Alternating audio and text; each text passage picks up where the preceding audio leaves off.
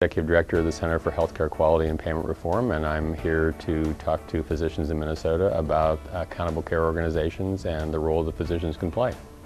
An accountable care organization is really a group of providers, physicians or health systems, that can manage the total cost of care for a population of patients, and it really requires a very different payment system to be able to support that in the most effective way.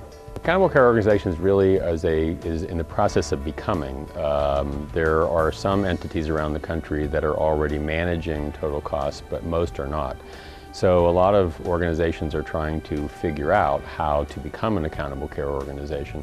And it's a little challenging to do that whenever they don't know exactly what the payment structure is going to be. So many people are waiting for Medicare to define regulations along those lines and are hoping that commercial payers will change the way they pay to be able to support those kinds of changes. Physicians are really at the core of any kind of accountable care organization, because for an accountable care organization to be successful, it has to be able to reduce costs without rationing, which means keeping patients well, being able to help them manage chronic diseases so that they don't have to be hospitalized, making sure that if they do go to the hospital that they have a successful outcome.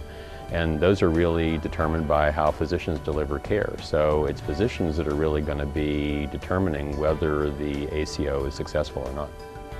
It is very well positioned to be a leader on this because it already has a tradition of developing guidelines for what is effective patient care, has a strong quality measurement structure through Minnesota Community Measurement, and has a history of doing innovative things in both payment and delivery systems. So I think that it has a lot of things going for it that give it a head start over other regions around the country.